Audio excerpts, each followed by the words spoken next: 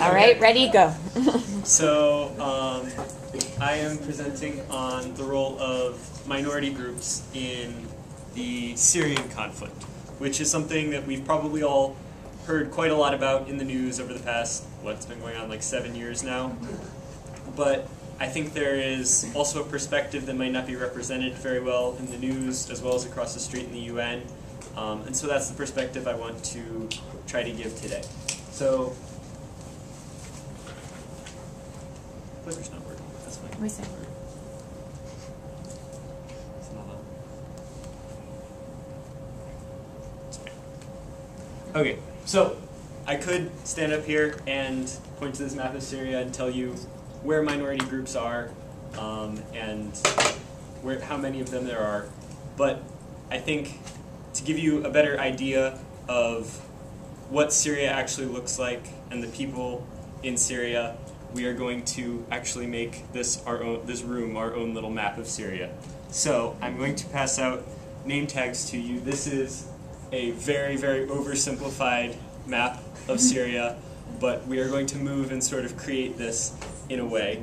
So I think there's 24 people in the room. So yeah, give me a minute to just pass out name tags.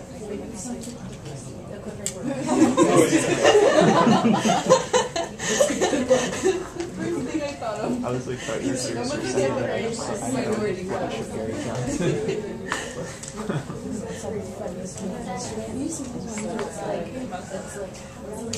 Yeah, you can put these on, and then eventually, when I'm done with this, I will move everyone to the right places, and we'll talk about what you see.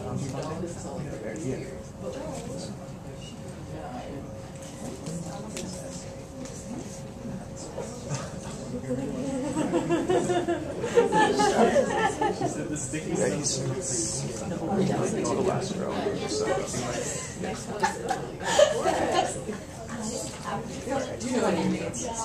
So what have you done?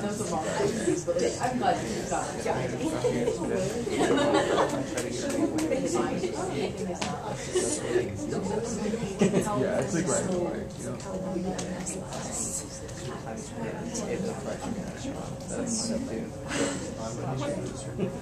You know, I can make you.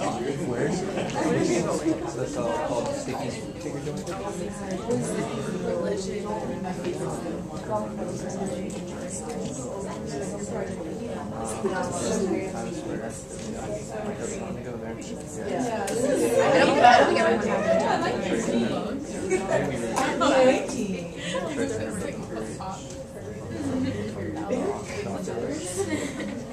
She's a curious too. They're all the same. You're all disgusting. No. my cousin's like I'm just a number. how many of your That matches your awesome.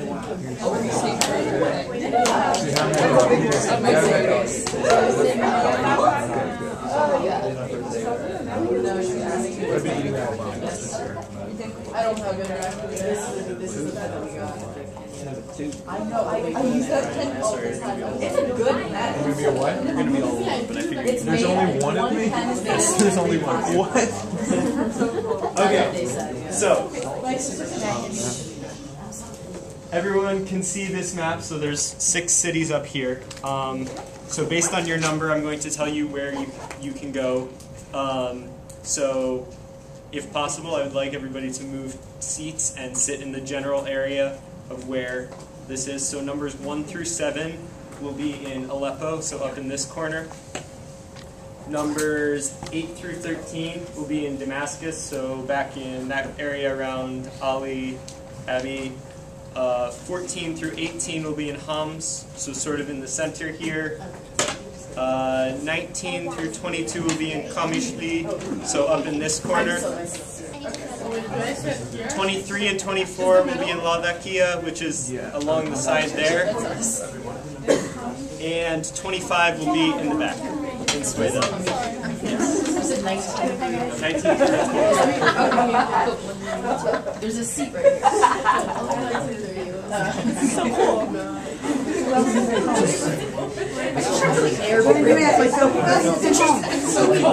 Yeah, in the center.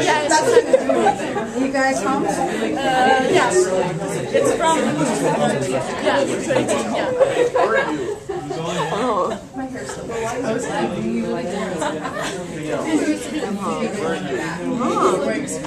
yeah. Wait, where's 13? 13 is in Damascus, so yeah, in that area.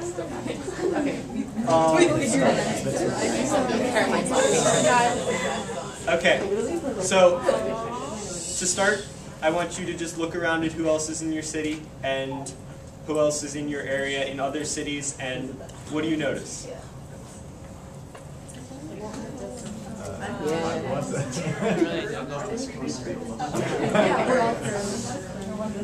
What do we notice? That he's who's alone? Yes, so that's the first thing. So Ryan is alone back there. Ryan is a member of the Druze minority who live in southern Syria in a region called Jabal al-Druz, which is sort of a mountainous region filled almost entirely with Druze people and very isolated from most of the rest of Syria. What else do people notice about your group? In my area, it's mostly Kurds. Yes. So the northeastern part of the country is mostly Kurds, but there are some Sunni Arabs as well. That is Ariana in this area. What else do you notice? Yeah. In the Aleppo area, it seems way more heavily concentrated than the rest of the other sectors in Syria. So the largest city by far in Syria is Aleppo, followed by Damascus. What about the composition of that city? Someone from there. What do you notice? I noticed we have numbers, but not really ethnically numbers. One Christian. Yes, you have one Christian. So why do you think some people have numbers and some people have things written on their badges as well? Oh, if we have just a number, we call it the majority. Yes. So anyone who just has a number on their badge is a Sunni Arab. And so, in a way, this is sort of to represent the way that minority groups can never really escape being part of the minority group. You are always sort of labeled as part of that minority group, whereas the majority can sometimes escape that, and they aren't necessarily connected to everybody else in the majority, whereas the minority, if one person does something, then it sort of applies to everyone else via like a collective association. Any other things people have noticed? What about over in Lavakia? What group are you guys? We're the Alawat. Yeah, so you are Alawites. The Alawites are similar to the Druze in that they are, for the most part, very isolated in their own sort of mountainous region in western Syria along the coast. Though there is another Alawite in this room. Who would that be? That's Lauren. So you are in Damascus, and there are also some Alawites who have moved to the larger cities, and I'll get into that a little bit later. There's one other group that we haven't talked about a ton. Where are the Christians in the room? So the Christians are spread out between the three largest cities in Syria, so Aleppo, Damascus, and Homs. So just keep that in mind as I go through and I talk about the background of the situations of those four minority groups in the conflict. So first, just a very short background on the conflict itself. There are essentially three competing military factions in Syria. There is ISIS, which recently has been on the decline. There is the Syrian government and its forces, and there are the rebel groups, which are a whole collection of different people who oppose the government or want their own territory for whatever reason, all the way from moderates to Al-Qaeda affiliates to Kurdish armed groups. And so the rebels are a very diverse collection of people who don't actually share that much in common, but who are all fighting against the established powers for one reason or another. So I'm going to start by talking about the Kurds. So once again, they live mostly in the northeast part of the country. And the Kurds really have one main goal in what they're trying to accomplish in Syria, which is to get their own state. So back when the Middle East was decolonized, when Britain and France pulled out of the Middle East, they left the Kurds, who are an ethnic group with their own language, but who are Muslims for the most part. They left them without a state. So Kurds are split between Turkey, Iraq, Iran, and Syria. And in none of those countries do they have their own state, their own government. And in most of them, they have been pretty seriously repressed for very many years, not allowed to teach in their own languages, not allowed to practice their own cultures. And so the primary goal of the Kurds is to create their own state. And they have taken advantage of the weakness of the Assad government in Syria to carve out a large portion of northeastern Syria and create their own autonomous state, which is something that the United States has supported quite heavily because the Kurds they're portrayed as the good guys. They have basically a democratic government in their newly created area. They have almost equal rights for women, lots of women representation in their government. And so it's for those reasons that the Kurds have been portrayed as the good guys, and those are the ones that the United States is primarily supporting at the moment in their fight against ISIS. However, the Kurds haven't really shown that much drive to actually fight against the Syrian government outside of their region in northeastern Syria, because their goal was never to take over all of Syria. Their goal was never really to get rid of the current Syrian government. It's just that they want to have their own area in the area that is majority Kurd, so in the area of Qamishli and some other cities in that area. So next I'll talk about the Christians in Syria. I'll point out this is like the first image that shows up when you Google Christians in Syria. So Bashar al-Assad is represented very heavily in that, and the Christians have been very strong supporters of the Assad government.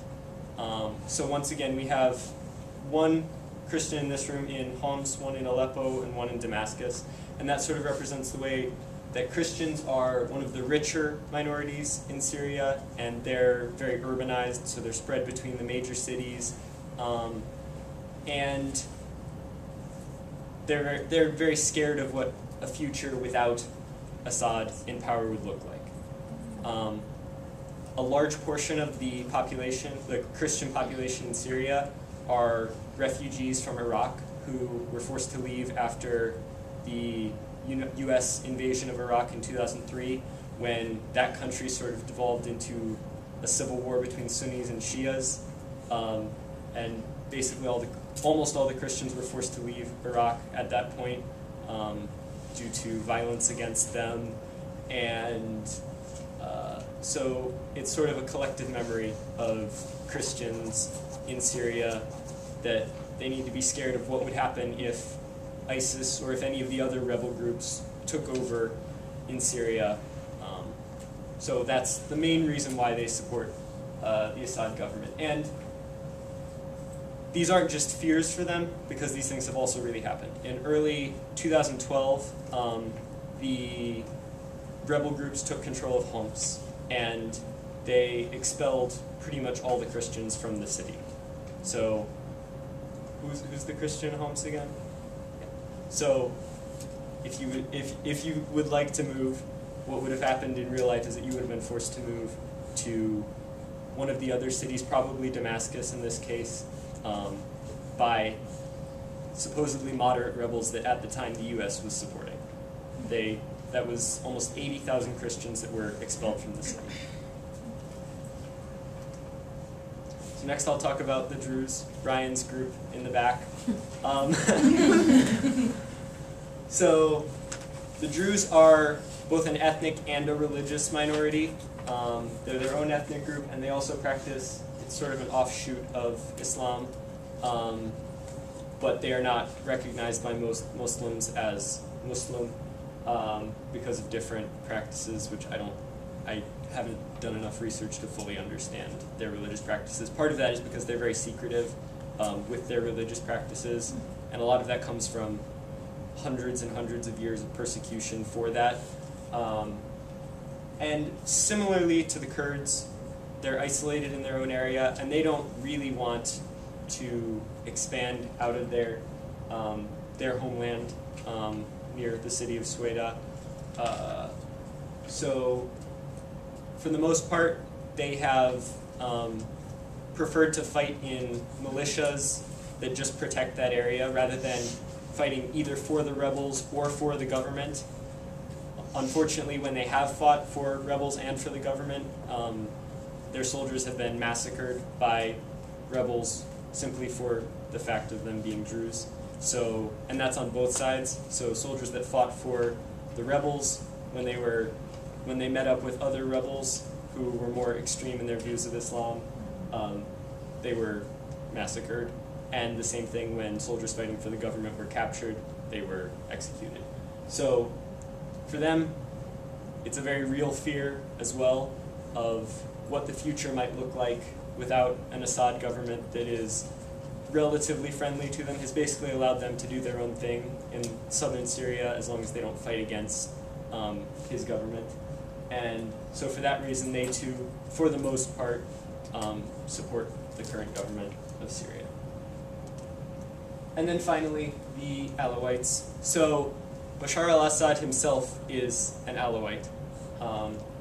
And so sort of collectively, many Alawites support him, but it's not sort of unconditional support.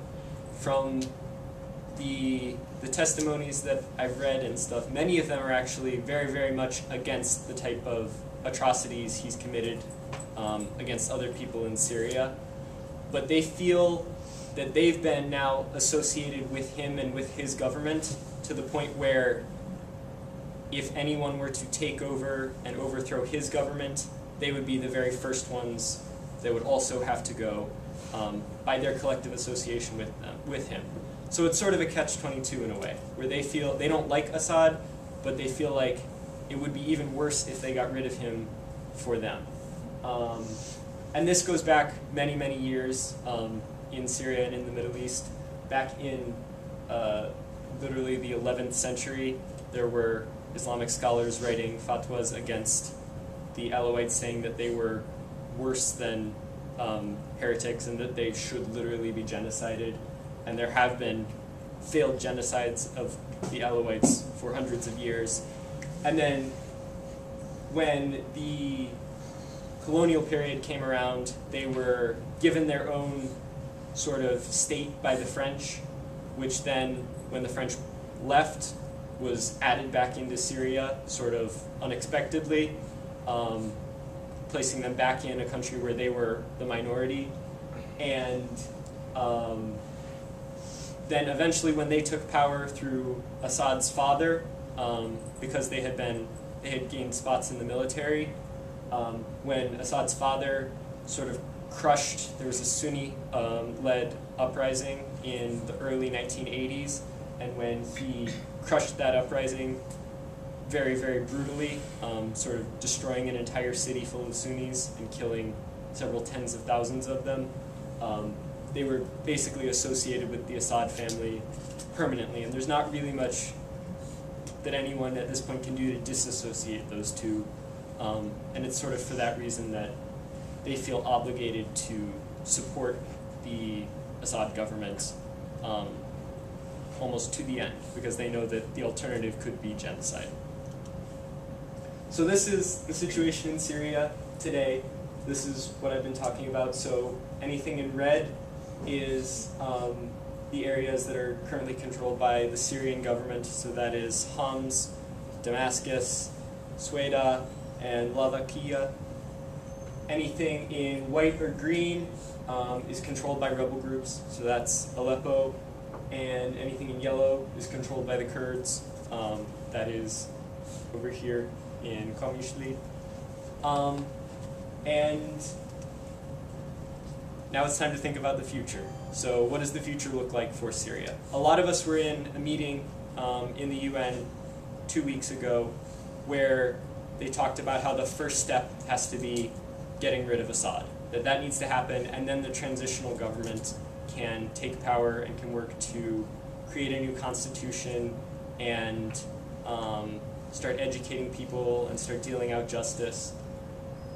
And in my opinion, based on sort of the minority view of things, that can never really, really work in Syria. If the precursor to anything happening is getting rid of Assad, then none of the groups that fear what might happen to them without Assad will agree to any sort of peace process. They will fight to the end to prevent that from happening. And it will make Syria essentially ungovernable because, as we see here, most of the minority groups are quite isolated in Syria. They have their own regions in which they are the minority, and the only way really to keep those in a unified Syria in that way would be to oppress those areas, essentially. So the alternative that I think is the most realistic is that there has to be sort of a precursor before Assad can be taken out. There has to be the creation of a government, a constitution that guarantees rights for the different minority groups in Syria. So it needs to have not just direct democracy, as the current Syrian coalition of rebels is proposing, but it has to include guaranteed seats for minority groups. So the Druze have to have guaranteed representation, the Alawites have to have guaranteed representation, and the ability to veto or to stop anything that could be harmful to their communities. So I will leave it mostly at that. And I guess, does anyone have any questions? Does anyone have any other observations that you've noticed?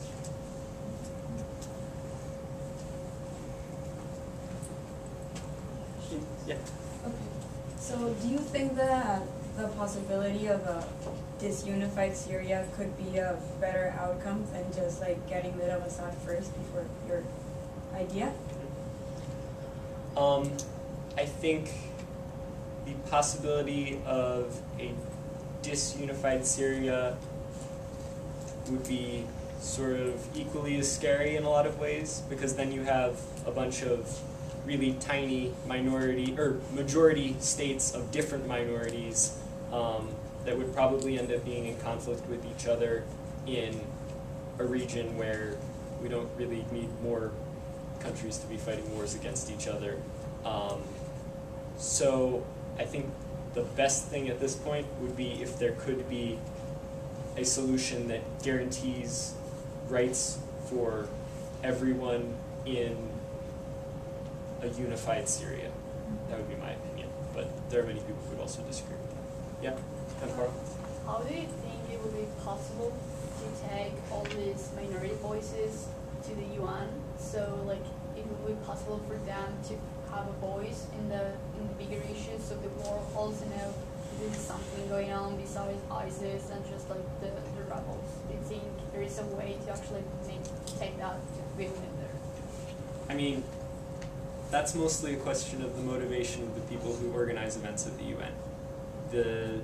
I'll be very clear that the Western powers, they don't really want to represent the minority voices because of their own geopolitical concerns. So they don't like the Assad government because it has cooperated with Iran and with Russia.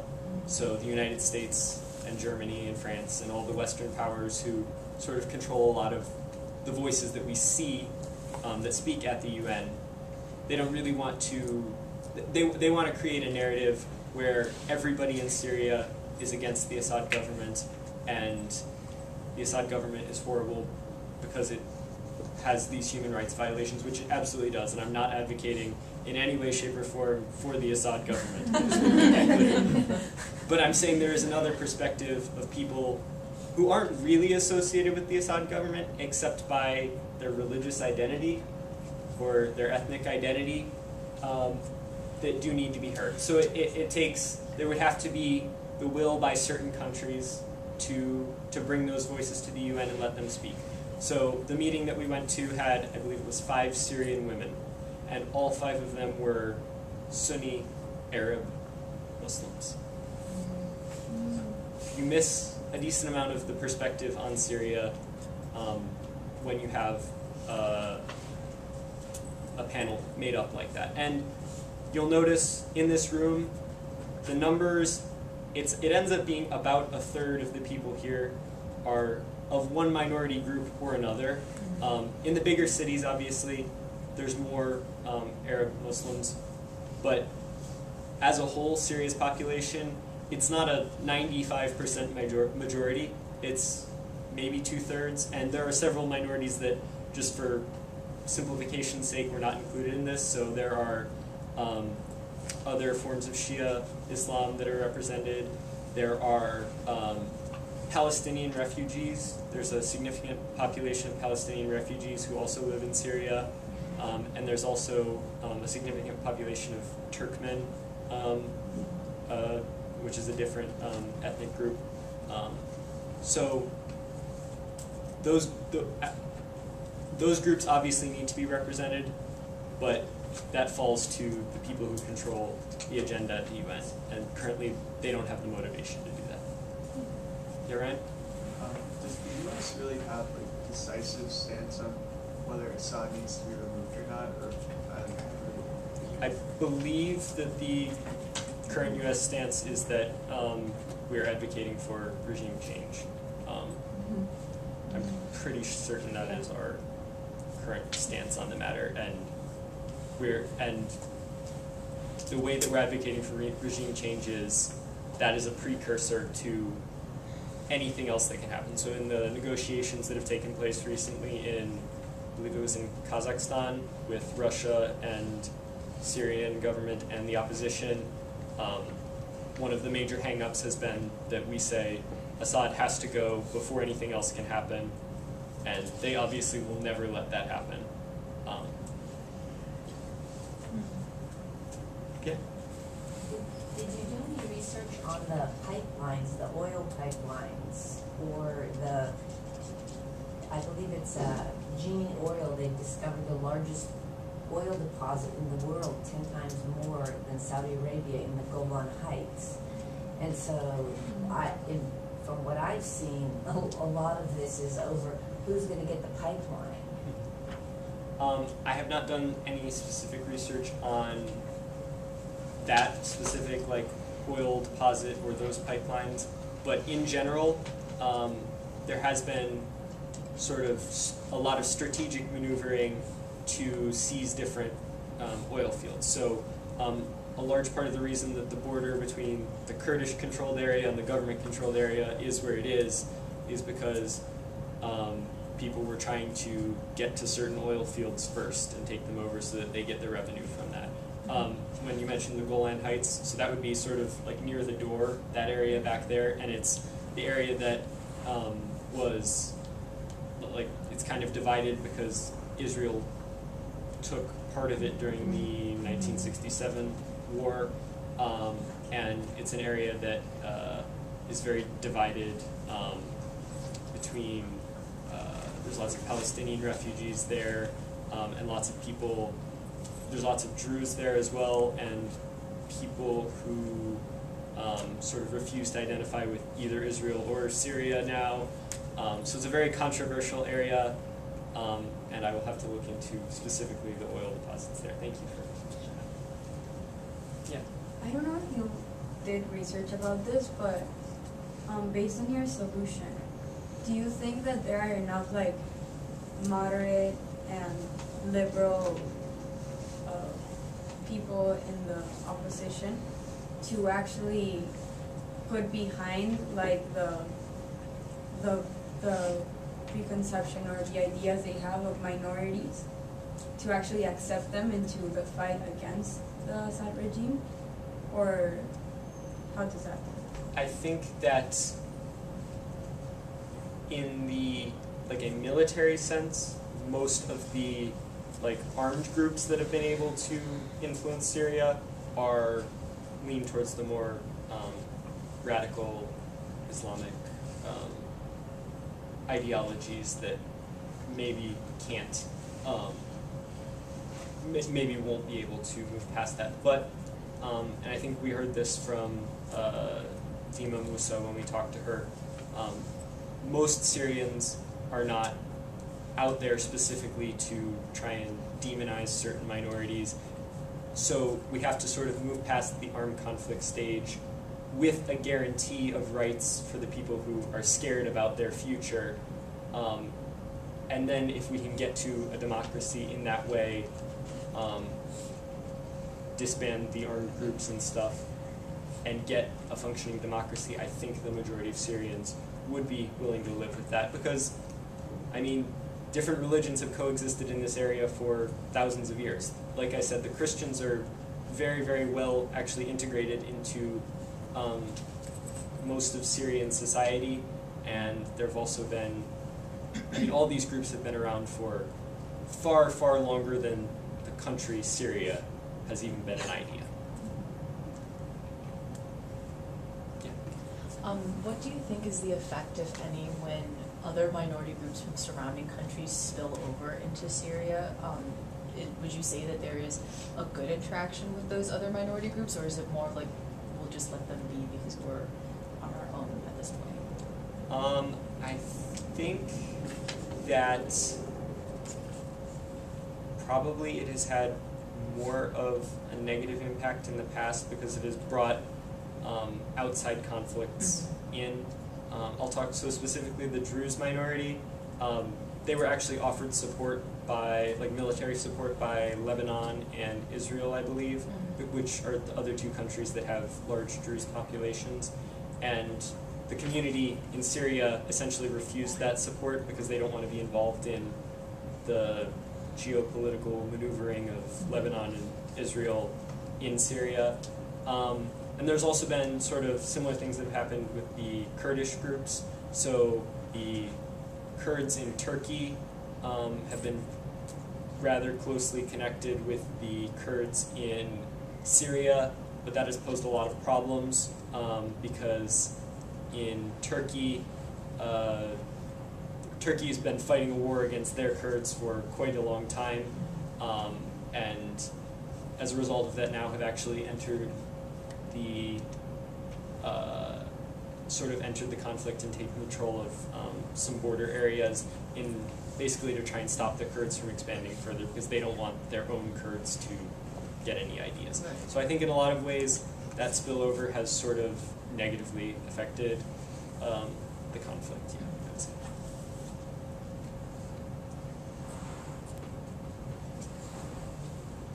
Any other questions or comments? Thank you, Larkin.